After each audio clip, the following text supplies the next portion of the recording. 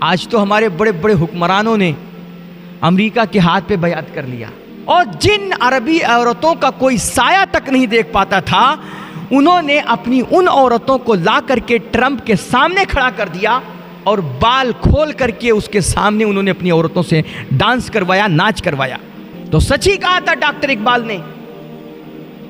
کہ آج بھی ہو اگر ابراہیم سا ایماں پیدا، آگ کر سکتی ہے انداز گلستاں پیدا۔ حضرت ابراہیم کو نمرود نے ڈرانے کی کوشش کی، انہیں آگ میں جھونکا تو آگ ابراہیم کے لیے گلزار بن گئی، پورا آتش کدہ مہکنے لگا باغ کی طرح۔ اسرائیل نے فلسطینیوں کو ڈرانے کی کوشش کی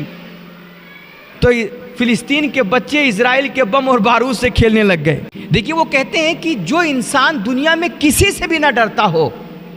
جب آپ اس سے نہ ڈریں تب پھر وہ آپ سے ڈرنے لگ جاتا ہے، کیونکہ اس کو لگتا ہے کہ یہ تو میرا بھی باپ ہے یار، کہ دنیا مجھ سے خوف کھاتی ہے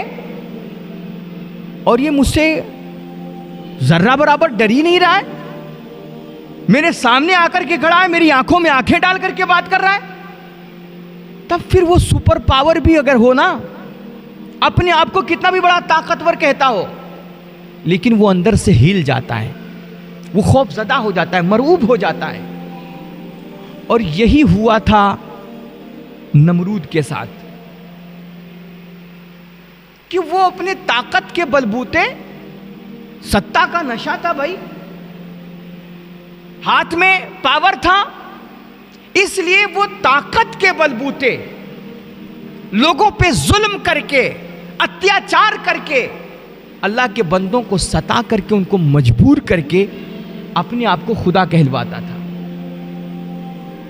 اور پھر دنیا بھی ڈری ہوئی تھی، سہمی ہوئی تھی، خوف زدہ تھی، اس کے ظلم سے لرزتی تھی،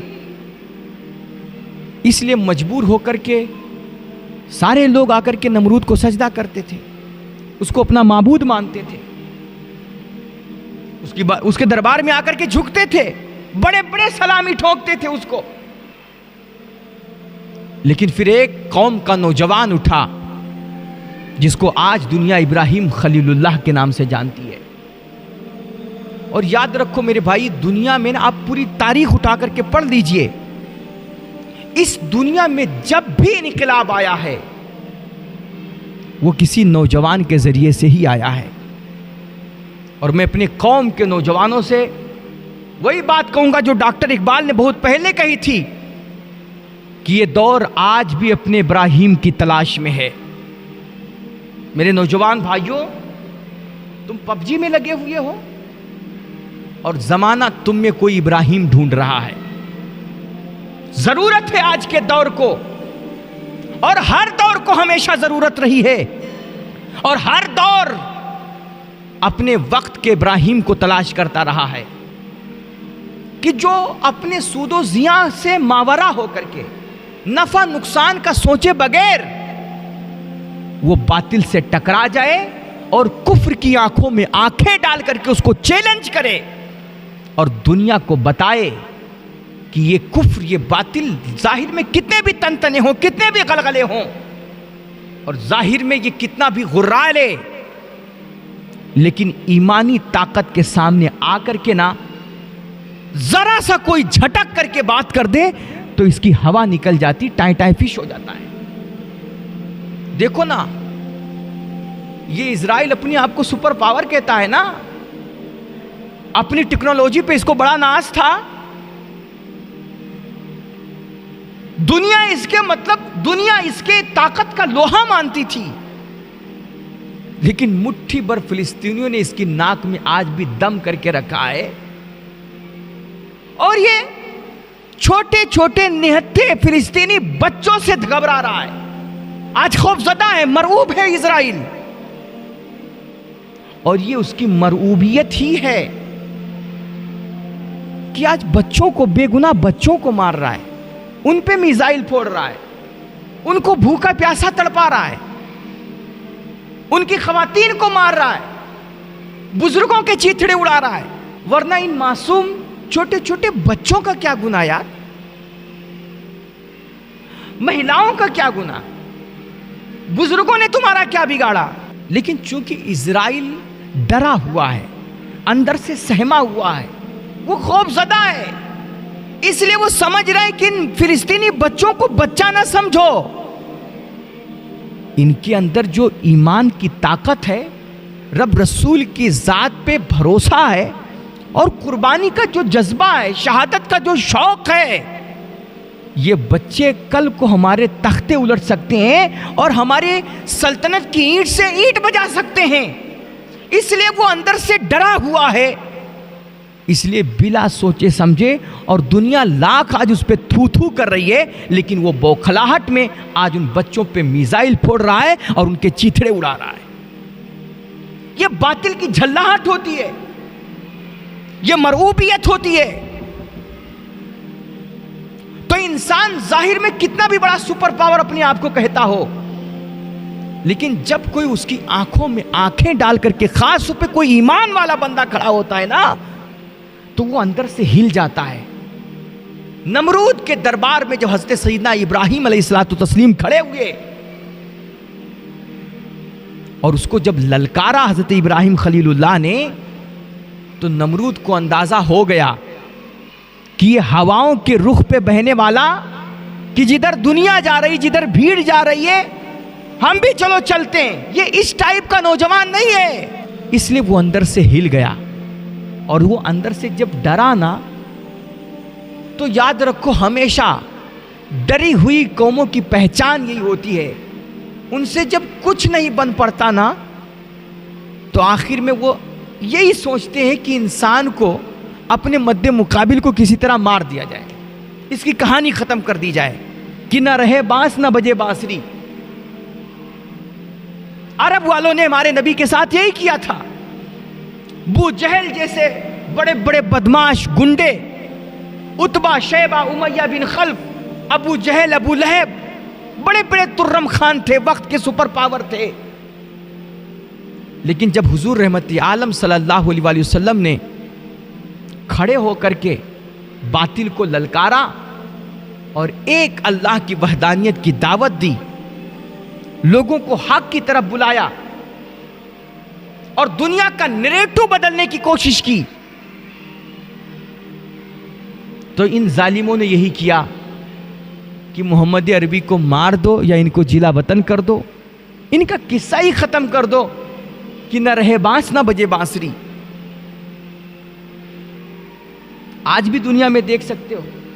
اسرائیل بھی یہی کر رہا ہے کہ فلسطینیوں کو تباہ کر دو،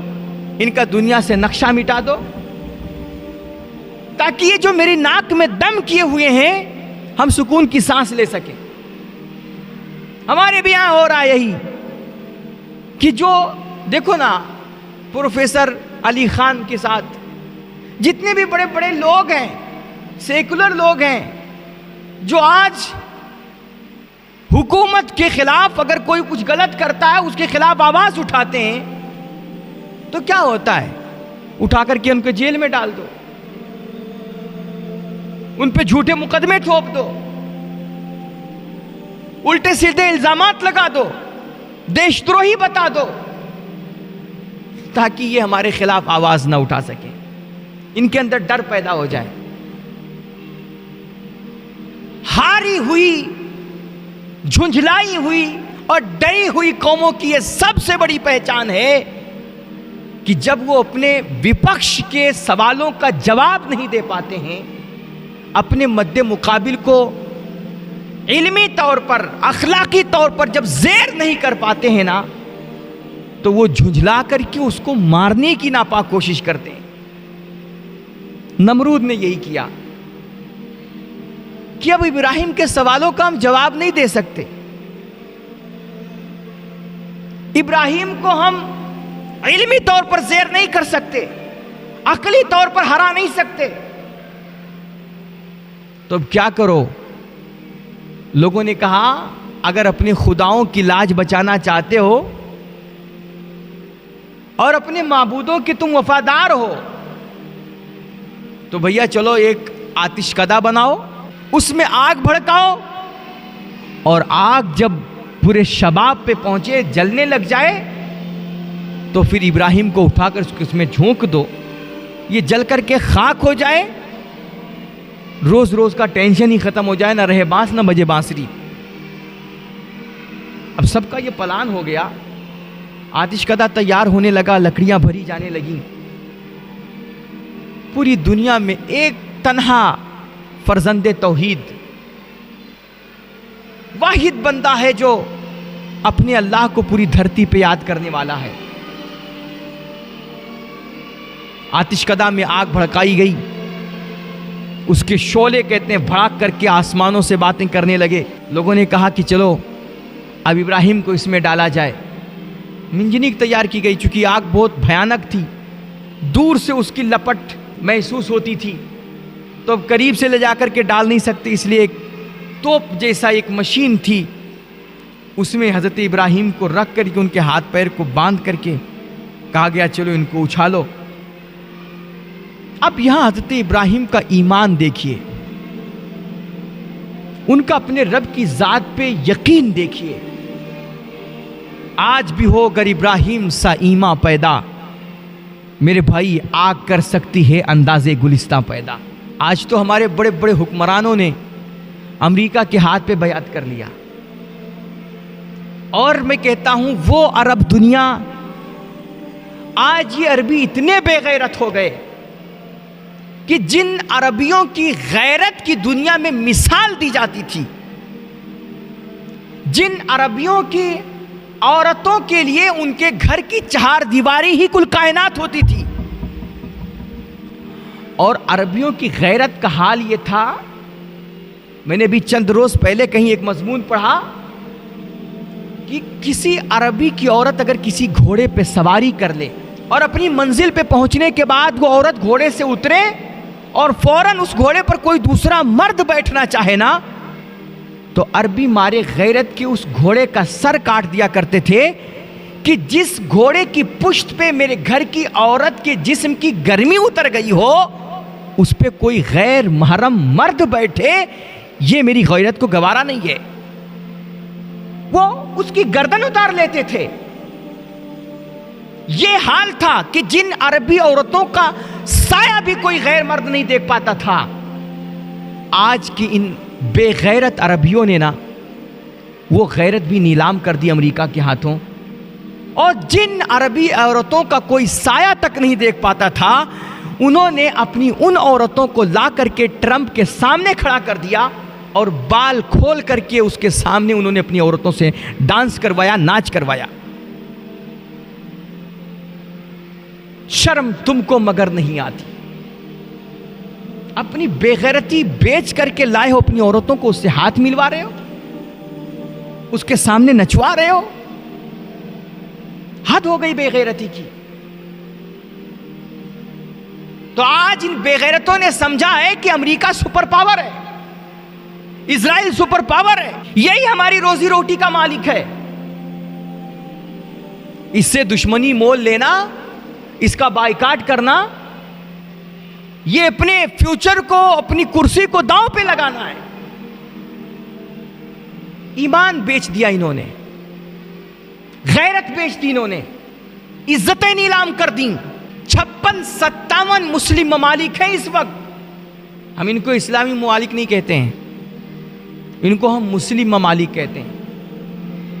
کیونکہ اگر یہ اسلامی ممالک ہوتے نا تو یہاں پہ اسلام کا راج ہوتا،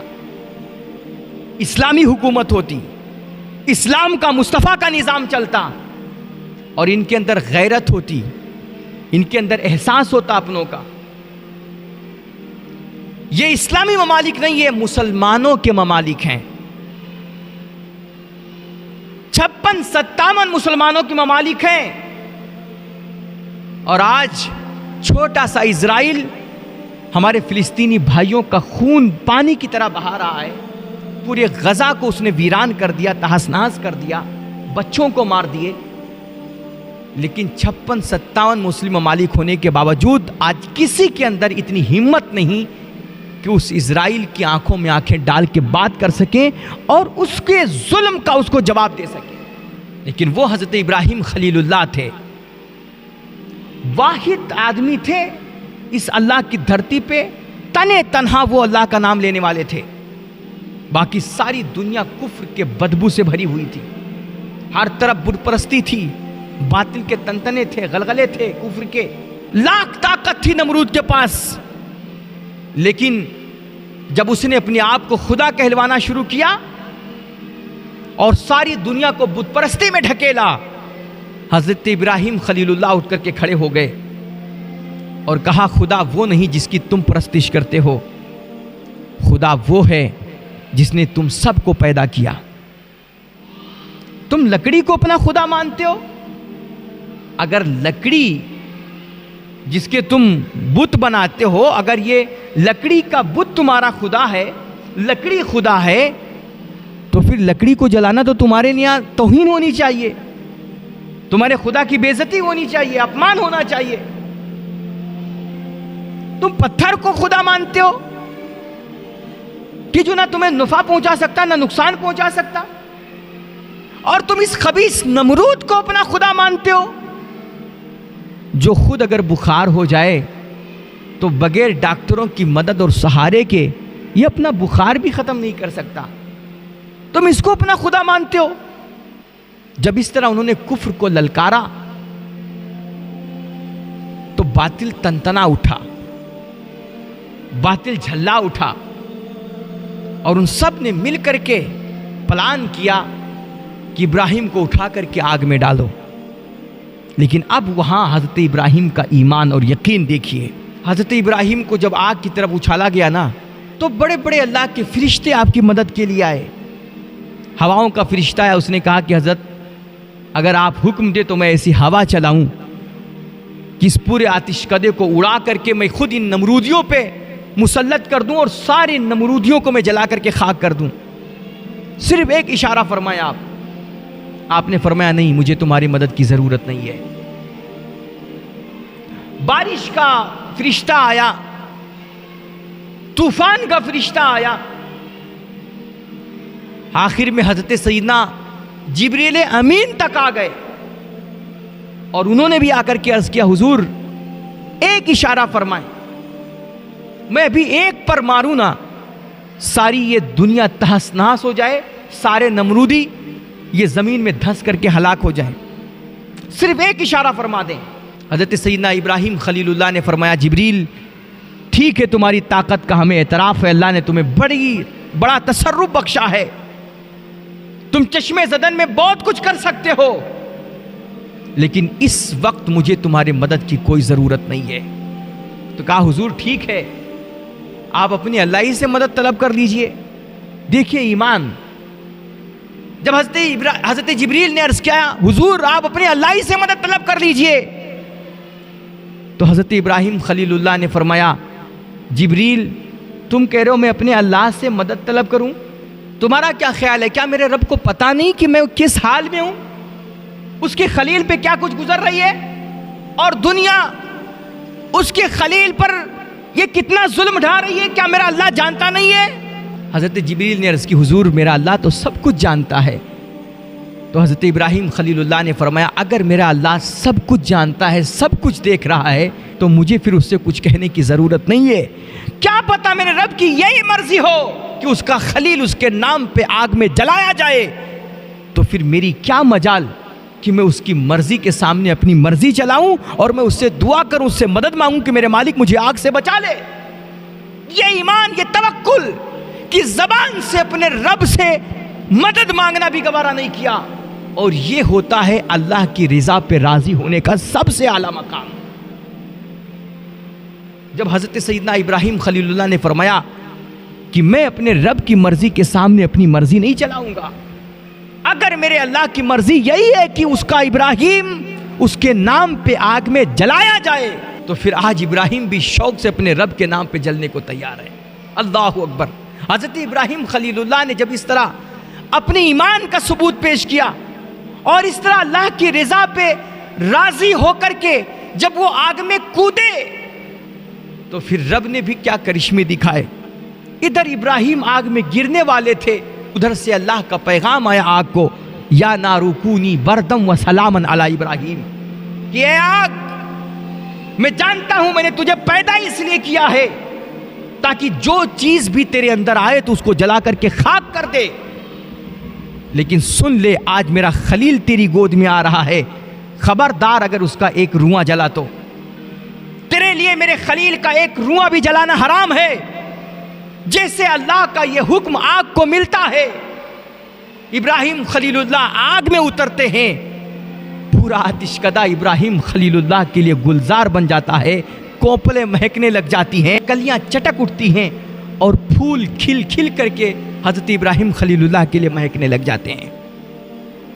تو یہ ہوتی ہے ایمان کی طاقت، رب کی ذات پہ بھروسہ کرنے کا کرشمہ، کہ جب انسان اپنے رب کی ذات پہ آنکھ بند کر کے بھروسہ کرتا ہے نا، تب پھر اللہ زندگی میں اس طرح کرشمے ظاہر کرتا ہے، اللہ اپنی فطرت کو بدل دیا کرتا ہے۔ اور آج کے دور میں اگر تمہیں اسوہ ابراہیمی کا مظہر دیکھنا ہے تو ارض مقدس کے باسیوں کو دیکھ لو، فلسطین کے باشندوں کو دیکھ لو، کہ سپر پاور سے ٹکرانا یہ کوئی معمولی بات نہیں ہے، اور کتنا ظلم ڈھا لیا اسرائیل نے۔ دنیا کا شاید ہی کوئی ایسا ظلم ہو جو اسرائیل نے فلسطینیوں پہ آزمایا نہ ہو۔ بچے مارے، اسکول ڈھائے، گھر تباہ کیے، شہر اجاڑے، دوا علاج کے لیے ایک آخری پناہ گاہ ہوتی ہے ہاسپٹل بھی تباہ کر دیے۔ لیکن ان کا ایمان باقاعدہ، ہم نے دیکھا ایک بچے کو 3 4 5 بچے گھر کے مار دیے گئے نا، لیکن مائیں مسکرا کر کے اللہ کی بارگاہ میں دعا کرتی ہیں اور کہتی ہے باقاعدہ، میرے مالک میں تیری رضا پہ راضی ہوں اور تیرا شکر ہے کہ میرے 5 بچوں کو تو نے شہادت نصیب فرمائی اور ان کو اپنی بارگاہ میں قبول کیا۔ کیسے کیسے وہاں کے ویڈیوز آتے ہیں، وہاں کے بچے ملبے پہ بیٹھ کر کے، اپنے اجڑے ہوئے گھر کے ملبوں پہ بیٹھ کر کے نا قرآن مقدس کی تلاوت کرتے ہیں۔ یہ صرف ان کے قرآن فہمی کا غماز نہیں ہے، بلکہ یہ تصویریں ان کے مضبوط ایمان، صبر اور استقامت کی بھی بہت بڑی دلیل ہے۔ ملبوں کے تلے نیچے دبے پڑے ہیں نا، لیکن اللہ سے مدد مانگنا، اللہ سے دعائیں کرنا، اس کا ذکر کرنا وہ نہیں بھول رہے۔ ملبوں کے نیچے دب کر کے بھی وہ اپنے اللہ سے لو لگائے بیٹھے ہیں۔ اور حضرت ابراہیم خلیل اللہ جس طرح آگ میں جھونکے جا رہے تھے تو جبریل آئے، کہا مجھے بتائیں، کوئی حکم دیں، آپ کی میں کوئی مدد کروں۔ اسی طرح ابھی چند روز پہلے میں نے ایک ویڈیو دیکھے، ایک فلسطینی بچے کا بیان ہے کہ جب یہاں پہ میزائل دغتے ہیں نا، کہیں بم پھوٹتا ہے تو گھر کے لوگ ہوتے ہیں وہ جا کر کے کہیں دبک جاتے ہیں، کہیں چھپ جاتے ہیں۔ اچانک ان کی ماں آتی ہے اور کہتی ہے، بچوں آج دیکھو ہم پر اسرائیل اتنا ظلم ڈھا رہا ہے، یہ دنیا دیکھ نہیں رہی ہے، یہ مسلم حکمران ہماری مدد کیوں نہیں کر رہے، ہمارے لیے آواز کیوں نہیں اٹھا رہے۔ تو بچہ کہتا ہے، اماں آپ چپ جائیں، اس طرح کی باتیں نہ کریں، ہم تو کہتے ہیں کہ آج اگر ہمارے لیے جبریل بھی اتر آئے۔ دیکھو وہی جملہ جو حضرت ابراہیم خلیل اللہ نے فرمایا تھا، وہ بچے اسوہ ابراہیمی کے مظہر ہیں، جذبہ ابراہیمی سے بھرے پڑے ہیں، شوق شہادت ان کے اندر جوش مار رہا ہے۔ وہ بچہ کہتا ہے، ماں آپ اس طرح کی بات نہ کریں، آج اگر حضرت جبریل امین بھی آ جائیں اور وہ کہیں کہ بتاؤ ہم تمہاری کیا مدد کر سکتے ہیں، تو ہم ان کو وہی جواب دیں گے جو جد الانبیاء حضرت ابراہیم خلیل اللہ نے ان کو جواب دیا تھا، کہ ہمیں آپ کی مدد کی ضرورت نہیں ہے، ہمارا خدا سب کچھ دیکھ رہا ہے۔ اگر میرے رب کی مرضی یہی ہے کہ ہم ظالم اسرائیل کے ہاتھوں مارے جائیں، اس کے مشق ستم کا ہم نشانہ بنیں، تو پھر ہم مشق ستم بننے کو تیار ہیں۔ جب میرے خدا کی مرضی ہی ہے تو پھر ہم اس کی مرضی کے خلاف کوئی مرضی کیوں پالیں، کوئی تمنا کیوں کریں، کسی سے مدد کیوں لیں۔ اور جب میرے اللہ کی مرضی ہوگی ہماری مدد کی، تو میرا اللہ ہماری مدد کے لیے کافی ہے۔ حسبنا اللہ و نعم الوکیل، نعم المولا و نعم النصیر۔ یہ وہاں کے بچوں کا یہ حوصلہ ہے۔ تو سچ ہی کہا تھا ڈاکٹر اقبال نے کہ آج بھی ہو اگر ابراہیم سا ایماں پیدا، آگ کر سکتی ہے انداز گلستان پیدا۔ حضرت ابراہیم کو نمرود نے ڈرانے کی کوشش کی، انہیں آگ میں جھونکا تو آگ ابراہیم کے لیے گلزار بن گئی، پورا آتش کدہ مہکنے لگا باغ کی طرح۔ اسرائیل نے فلسطینیوں کو ڈرانے کی کوشش کی تو فلسطین کے بچے اسرائیل کے بم اور بارود سے کھیلنے لگ گئے، گولیوں کو مذاق سمجھنے لگ گئے۔ تو ایمان کی طاقت نہ انسان کو مصیبت کے وقت کھڑا رکھتی ہے، بڑے سے بڑے طوفان سے انسان ٹکرا جائے لیکن اس کے قدم میں ذرا سی بھی لڑکھڑاہٹ نہیں آتی ہے۔ ایمان انسان کو خطروں کا کھلاڑی بنا دیتا ہے، ایمان کی طاقت انسان کو مضبوط کرتی ہے اور باطل کے سامنے آنکھ میں آنکھ ڈال کر کے بات کرنے کا اس کے اندر حوصلہ پیدا کرتی ہے۔ اللہ ہم سب کو ایمانی طاقت اور غیرت اور حمیت نصیب فرمائے، اور ہم سب کو اللہ کریم اسوہ ابراہیمی پہ چلنے اور ملت ابراہیم پہ قائم اور دائم رہنے کی توفیق رفیق عطا فرمائے۔ وآخر دعوانا الحمدللہ رب العالمین۔ السلام علیکم۔